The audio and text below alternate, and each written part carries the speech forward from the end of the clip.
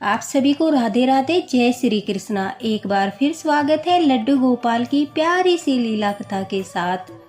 यह लीला कथा उत्तर प्रदेश से एक माताजी ने हमारे साथ शेयर की है। माताजी का विचार है कि अक्सर जब हमारे ऊपर संकट आते हैं, दुख होता है, तो हम ठाकुर जी को याद करते हैं, लेकिन जैसे ही हमारे सुख के दिन आते हैं तो हम ठाकुर जी को जो है भूल जाते हैं। और ऐसा सब लोगों के साथ नहीं है, कुछ ही लोग ऐसे होते हैं जो दुख में तो ठाकुर जी को याद करते हैं, लेकिन सुख आते ही जो है उनके भाव चेंज हो जाते हैं, जो ऐसा नहीं होना चाहिए। वह कहती है कि मैं यह बदलाव स्वयं के घर में देखा है। माताजी कहती है कि मेरी बहू अपनी सहेली के साथ जाकर लड्डू गोपाल लेकर आई थी, और तब हमारे घर में ज़्यादा सुविधाएं नहीं थी, हम ज़्यादा अमीर भी नहीं थे, हमारे पास मनोरंजन के ज़्यादा साधन भी नहीं थे। जब मेरी बहू लड्डू गोपाल लेकर आई तो उसने आकर ठाकुर जी की सेवा करना शुरू किया। मैं भी काफ़ी प्रसन्न हुई कि ठाकुर जी की सेवा होगी, मैं भी ठाकुर जी की सेवा करूंगी, बहू भी सेवा करेगी, घर में पूजा पाठ होगा। भला कौन प्रसन्न नहीं होगा जिसके घर में ठाकुर जी आकर विराजमान हो जाए।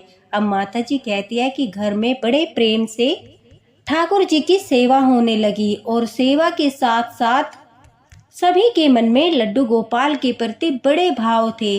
जो बच्चे थे वो भी लड्डू गोपाल से बहुत प्रेम करते थे। जब उनकी माँ लड्डू गोपाल की सेवा करती थी, यानी माताजी की बहू जो है जब लड्डू गोपाल की सेवा करती थी, तो कहती है कि मेरा एक बेटा है और उसके 2 बच्चे हैं। दोनों बच्चों जब उनकी माँ लड्डू गोपाल की सेवा करती थी तो आकर लड्डू गोपाल के पास बैठ जाते थे, उनसे बातें करते थे, समय मिलने पर लड्डू गोपाल के साथ खेलते थे। एक बच्चा 11 साल का है और दूसरा बच्चा जो है वो 14 साल का है। दोनों भाई जो है लड्डू गोपाल के साथ इस तरह से बातें करते थे मानो वह लड्डू गोपाल को अपना भाई मानते हो। और लड्डू गोपाल भी जब कोई इतने भाव से, इतने प्रेम से उनके साथ बातें करता है तो लड्डू गोपाल भी उनसे प्रेम करते हैं। तो ऐसा लगता था मानो स्वयं लड्डू गोपाल भी उन दोनों से बातें कर रहे हो। माताजी कहती है यह सब माहौल देखकर मेरा मन आनंद से भर जाता था। मुझे ऐसा लगता था जैसे मानो स्वर्ग कहीं और नहीं, हमारे घर में ही है। यह सिर्फ कहने की बातें होती है कि स्वर्ग और नर्क जो होते हैं वो यहीं पर होते हैं जब हम ठाकुर जी की सेवा में होते हैं और आनंद महसूस करते हैं, तो वही स्वर्ग होता है। और जब हम अधर्म कार्य करते हैं, बुरे कार्य करते हैं, दुखों में घिरे रहते हैं, हर वक्त परेशानियां आती रहती है, तो वह नर्क का भोगना होता है। हमें लगता है हम नर्क में हैं। अब माता जी कहती है कि ठाकुर जी की इतनी कृपा हुई, मेरा बेटा खुद का बिजनेस करता है और धीरे धीरे उसका काम बहुत अच्छा चलने लगा। यह बात बिल्कुल सत्य होने लगी कि जब हम ठाकुर जी को घर में विराजित करते हैं, उनसे प्रेम करते हैं, सच्चे मन से उनकी सेवा करते हैं, तो ठाकुर जी की दृष्टि अवश्य पड़ती है। और जब उनकी दृष्टि हम पर पड़ती है तो वो हमें इतना ऊपर उठा देते हैं कि हर बिगड़े काम बनने लगते हैं, क्योंकि बिगड़े बनाने वाले भी वही है और ऊपर से नीचे लाने वाले भी वही है। माता जी कहती है कि धीरे धीरे घर में सब कुछ अच्छा होने लगा, सुख सुविधाएं बढ़ने लगी। अब छोटे छोटे जो बच्चे थे उनके पास भी अलग से फ़ोन थे, बहू के पास अपना खुद का फ़ोन था, घर में टीवी था, एसी था, मतलब कि सुविधाएं बढ़ती जा रही थी। जैसे कहते हैं कि जब हमारे पास पैसा आने लगता है तो सबसे पहले हर व्यक्ति अपने परिवार को सुख सुविधाएं देता है। माता जी कहती है कि उसी प्रकार मेरे बेटे ने भी घर में सारी सुख सुविधाएं कर दी। उसका सपना था कि मेरे घर में भी सारी सुख सुविधाएं हो, लेकिन साथ ही साथ सुख सुविधाएं देने के उसने कुछ चीज़ें एक्स्ट्रा कर दी। जैसे बच्चों को भी अलग अलग फ़ोन दे दिए, सभी कमरों में एसी लगवा दिया, सभी कमरों में टीवी लगवा दिए, मतलब कि बहुत सी चीज़ें जो है माताजी कहती है मुझे लगा कि एक्स्ट्रा करा दी। अब जो बच्चे दिन भर लड्डू गोपाल के साथ खेलते थे, अब वो उनके साथ न खेलकर गेम खेलने लगे, मोबाइल फ़ोन में लगे रहने लगे। सबसे पहला बदलाव तो यही हुआ। दूसरा बदलाव, मेरी बहू जो लड्डू गोपाल की सेवा में दिन रात मगन रहती थी, मैं भी उसके साथ लड्डू गोपाल की सेवा करती थी और मुझे बड़ा अच्छा लगता था। और वह भी ज़्यादातर फ़ोन पर बिजी रहती थी। कभी अपने पति के साथ, अपने बच्चों के साथ घर से बाहर घूमने जाती थी। मतलब कि उसका भी जो जीवन था वो पूरी तरह से बदलने लगा था। पहले वह बड़े भक्ति भाव, बड़े ही सरल स्वभाव की थी, लेकिन जैसा ही पैसा आने लगा धीरे धीरे उसके तेवर भी बदलने लगे। अब माताजी कहती है, वैसे तो मैं बड़ा खुश थी कि ठाकुर जी की कृपा हुई, घर में तरक्की हुई, लेकिन दिल के एक कोने में दुख भी हो रहा था कि इस शान और शौकत में सब ठाकुर जी की ओर से दूर हो रहे हैं। उनके मन के भाव कम हो रहे हैं, वो दूसरी चीजों में ज्यादा खो गए हैं, सांसारिक चीजों में खो गए हैं, ठाकुर जी को भूलते जा रहे हैं, उनके प्रति भाव उनके मन में कम होते जा रहे हैं। यह बात माता जी को दिन प्रतिदिन खटक रही थी। अब माता जी कहती है, एक दिन तो हद ही हो गई, जब बहू बच्चों को लेकर बेटे के साथ बाहर खाना खाने के लिए चली गई। अब मैं बुजुर्ग महिला, मेरे हाथों से ज़्यादा काम भी नहीं होता था, मैं खाना पीना भी नहीं बना पाती। जब मैंने उसे कहा कि बहू लड्डू गोपाल के लिए भोजन बनाती जा, तो उसने कुछ फ्रूट देकर कहा कि माँ जी, लड्डू गोपाल को फ्रूट का भोग लगा दीजिए, कुछ मिठाइयों का भोग लगा दीजिए, हमें जाने में थोड़ी देर हो रही है, आते वक्त हम आपके लिए कुछ खाने को लेकर आएंगे, तब तक आप भी फ्रूट खा लेना। अब माता जी कहती है, मैंने बाल गोपाल को फ्रूट का भोग लगा दिया, मिठाइयों का भोग लगा दिया, चलो मैंने भोग लगा दिया, कोई बात नहीं, फ्रूट और मिठाई का भोग भी कभी कभी लगाना चाहिए। लेकिन अब हर रोज ऐसा ही होने लगा। बहू ज्यादातर खाना बनाने की बजाय फ्रूट और मिठाइयों का भोग लगा देती थी। पहले ऐसा नहीं था, हमारे पास इतने पैसे भी नहीं थे कि रोज हम बाजार से फ्रूट लाए, मिठाइयाँ लाए। घर में ही शुद्ध सात्विक भोजन बनाते थे। कभी खीर पूरी बना दिया, कभी हलवा बना दिया, कभी लड्डू गोपाल के लिए बगैर प्याज लहसुन की सब्जी बना दी, ताजी ताजी रोटियां बना दी। इस तरह से भोग लगता था। लेकिन अब फ्रूट और मिठाई का भोग, रेडीमेड चीज़ों का भोग ज़्यादा लगने लगा, क्योंकि कभी बाहर से खाना आता था, तो कभी बच्चे बाहर खाना खाने जाते थे, तो कभी बहू बनाने का आलस्य करती थी। मुझे बिल्कुल भी अच्छा नहीं लग रहा था। मुझे ऐसा लग रहा था जैसे, हे ठाकुर जी, हम जिस प्रकार से पहले थे वही हम उसी प्रकार से अच्छे थे। मतलब कि हमें ऐसा पैसा नहीं चाहिए जिसमें आपकी भक्ति को ही भूल जाए, ऐसे पैसे की आवश्यकता नहीं है। अब माता जी काफ़ी दुखी थी, परेशान थी, ठाकुर जी के सामने रोने लगी। वह कहती है, मैं ठाकुर जी से कहने लगी, हे लड्डू गोपाल, ऐसे पैसे का क्या फ़ायदा जो आपकी भक्ति से ही दूर हो जाए, जो भक्त आपको ही भूल जाए। पहले बहू कितनी आपकी सेवा करती थी, आपके पास बच्चे बैठते थे, बातें करते थे, खेलते थे, लेकिन देखो सब कुछ बदल दिया। आपने उन्हें धन दौलत तो दे दिया, लेकिन मेरा परिवार तो बिल्कुल बिखर गया। और यह बिल्कुल सत्य है, जब हमारे पास पैसे आते हैं तो हमारी आर्थिक स्थिति और अच्छी हो जाती है, तो कुछ लोगों का जो है वो माइंड चेंज हो जाता है। वो भूल जाते हैं कि देने वाला भी ठाकुर ही है, उन्हें नहीं भूलना चाहिए, उनकी कृपा नहीं भूलनी चाहिए। जैसी सेवा आप पहले करते थे उसी प्रकार से अपनी सेवा को जारी रखना चाहिए, नहीं तो किस्मत बदलते हुए कभी देर नहीं लगती। जिस प्रकार से ठाकुर जी ने तुम्हें ऊपर उठाया है उसी प्रकार से वो नीचे भी ला सकते हैं। अब माता जी कहती है, मैंने तो स्वयं ठाकुर जी से प्रार्थना कर दी कि अगर पैसा आने से आपकी भक्ति में कमी आती है, लोग आपसे दूर होते हैं, तो ऐसे पैसे की आवश्यकता नहीं है, हमें ऐसा पैसा नहीं चाहिए, हमें तो आप पहले जैसा ही कर दीजिए। कम से कम उस समय सब घर वाले एक साथ आपकी भक्ति करते थे, पूजा पाठ करते थे, आपसे प्रेम करते थे, मेरे साथ भी और आपके साथ भी समय बिताते थे। लेकिन अब देखिए जीवन बिल्कुल बदल गया है। तो ठाकुर जी ने भी माता जी की प्रार्थना सुनी और उन्होंने अपनी लीला रचना शुरू कर दिया। माताजी कहती है कि मेरे बेटे की तबीयत खराब हो गई। अब तबीयत भी इस प्रकार से खराब हुई कि काफ़ी टेस्ट होने के बाद भी पता नहीं चल रहा था कि बीमारी क्या है। वह कमजोरी महसूस करता था, कभी भी उसे चक्कर आ जाता था, उसका खाना खाने का बिल्कुल मन नहीं करता था, बिल्कुल लिक्विड लेता था, जूस वगैरह ले लिया, चाय वगैरह ले ली, लेकिन खाना नहीं खाता था।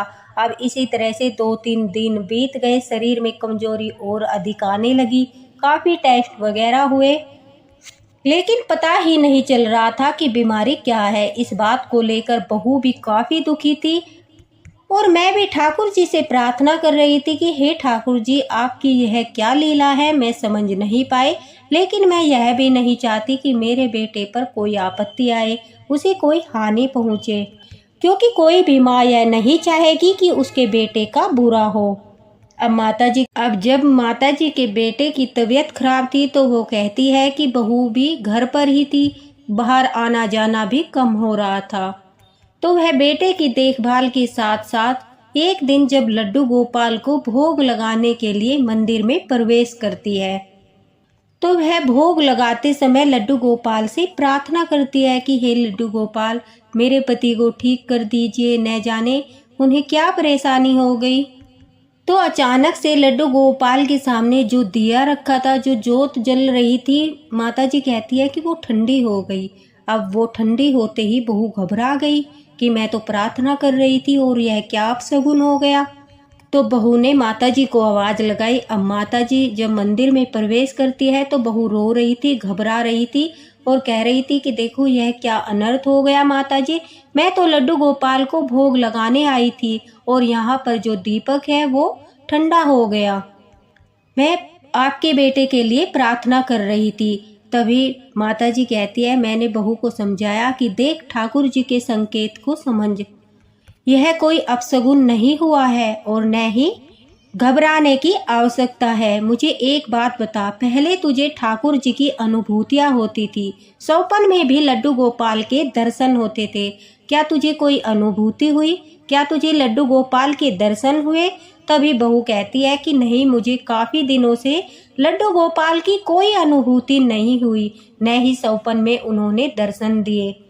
तभी माताजी कहती है कि मैं तुझे बहुत दिन से यही समझाने की कोशिश कर रही थी, देख तेरे भाव लड्डू गोपाल के प्रति बिल्कुल बदल चुके हैं। पहले तो कितने प्रेम से उनके लिए भोजन बनाती थी और उन्हें खिलाती थी, उनके भजन करती थी, उनके पास बैठकर गीता पाठ करती थी। बच्चे भी लड्डू गोपाल के साथ खेलते थे। तुम सब के मन में लड्डू गोपाल के प्रति बिल्कुल पवित्र भाव थे, तुम उनसे प्रेम करते थे। लेकिन धीरे धीरे जैसे जैसे घर में पैसे आने शुरू हुए, तुम लोग दूसरी तरफ व्यस्त रहने लगे। कोई फोन में व्यस्त है तो कोई कहीं में व्यस्त है। लड्डू गोपाल के लिए तुम्हारे पास समय ही नहीं है। ज़्यादातर भोग भी मैं ही लगाती हूँ, कभी फ्रूट का भोग लगाते हो, कभी मिठाई का भोग लगाते हो। पहले शुद्ध सात्विक भोजन का भोग लगता था। क्या तुम्हें नहीं लगता कि लड्डू गोपाल की सेवा में तुम कमी करने लगी? लड्डू गोपाल के प्रति तुम्हारे मन में भाव कम हो गए। यह कभी मत भूलना कि आज तुम जो कुछ भी हो वो लड्डू गोपाल के कारण ही हो। अगर घर में सुख समृद्धि आई है वो लड्डू गोपाल के ठाकुर जी के आशीर्वाद से ही आई है। अब देख मेरा बेटा बीमार हो गया और वो कई दिन से काम पर भी नहीं जा पा रहा है, स्थिति फिर से खराब हो रही है। कहीं ऐसा ना हो लड्डू गोपाल नाराज हो जाए और हमारी स्थिति पहले से भी बेकार हो जाए। जल्दी से अपनी माफ़ी मांग लो और अभी से संभल जाओ, क्योंकि ठाकुर जी जो होते हैं वो भाव के भूखे होते हैं। उन्हें तुम्हारी मिठाइयाँ नहीं चाहिए, उन्हें तुम्हारा भोजन नहीं चाहिए, उन्हें तुम्हारे फ्रूट भी नहीं चाहिए।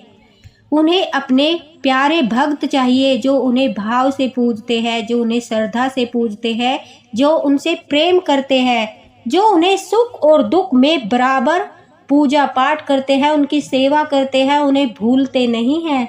और तुमसे यह भूल हुई है बहू, तुमने लड्डू गोपाल को पैसे आते ही भुला दिया। जो बंगला गाड़ी ठाकुर जी ने तुम्हें दिया है, उन सब सांसारिक चीज़ों को, सुख को देखकर तुम ठाकुर जी की भक्ति के सुख को भूल गई।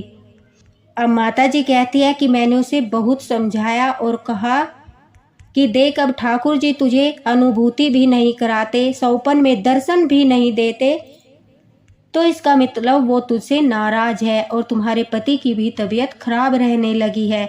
यह सब सुनने के बाद माताजी कहती है कि उनकी बहू को अपनी गलती का एहसास हुआ और ठाकुर जी ने भी यह लीला इसीलिए रची थी, उनके बेटे की तबीयत इसीलिए खराब करी थी ताकि बहू उनके पास आए, उन्हें अनुभूति कराने का यही उद्देश्य था कि उनका जो भक्त है वो अपने पथ से जो है भटक गया है, वो उसका मार्गदर्शन करना चाहते थे, उसे एक अवसर देना चाहते थे, उसे याद दिलाना चाहते थे कि तुम संसारिक सुखों में पड़कर मुझे भुला रहे हो, तुम्हारे मन में मेरे प्रति भाव कम हो रहे हो, समय रहते जान लो।